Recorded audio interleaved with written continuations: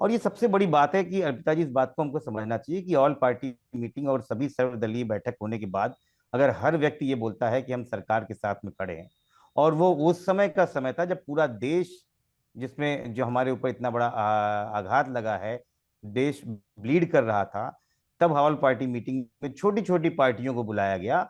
लेकिन हम उम्मीद कर रहे थे कि हमारे प्रधानमंत्री वहां रहेंगे, लेकिन वो नहीं रहे, क्योंकि उनको वापस आना था और बिहार जाना था। और लगभग ऐसा ही काम नरेंद्र मोदी के इतिहास में रहा है। 2002 के गोधरा कांड के बाद नरेंद्र मोदी जी ने लाल कृष्ण आडवाणी और अटल बिहारी वाजपेयी को प्रेशर डाला कि गुजरात में तुरंत चुनाव किया जाए, और एक गौरव यात्रा निकाली उसी संवेदनशील समय में, जिसमें उन्होंने जो कहा कि हमने जो है बदला लिया और हमने ये किया, गुजरात को बचा लिया।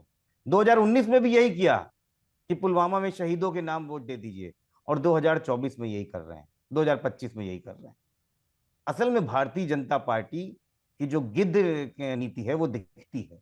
अभी इतनी बड़ी घटना घटी भी नहीं थी और चंद घंटों ही बीते थे कि भारतीय जनता पार्टी के ट्विटर हैंडल पे गिबली इमेज बनाने लगे आप।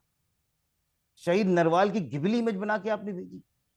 ये आपकी संवेदनहीनता है, आपको शर्म आनी चाहिए। और क्या बात करते हैं कि हमको राजनीति नहीं करनी चाहिए।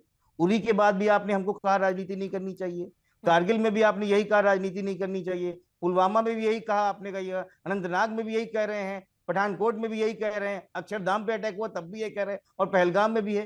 तो क्या विपक्ष बैठ जाए और एक और इंतजार करे कि आप सर्जिकल स्ट्राइक करो, फिर आपके नेता जाके कहें शहीदों के नाम पे हमको वोट दे दो? कब तक करते रहोगे भाई? और ये गलत है, ये गलत है जो आप बोल रहे हैं कि इंटेलिजेंस फेलियर है। इंटेलिजेंस इनपुट था अर्पिता जी, इंटेलिजेंस इनपुट था, और देश के दो बड़े अखबारों ने इसको डिस्क्लोज किया है।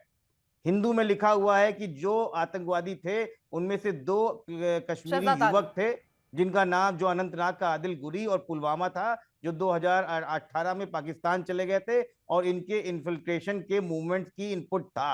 हम्म। टाइम्स ऑफ इंडिया ने खास खबर छपी है कि सूत्रों के हवाले से बताया कि एक हफ्ते पहले कुछ आतंकियों ने वहां के लोकल होटल्स का परीक्षण किया था। हम्म। ये इनपुट था।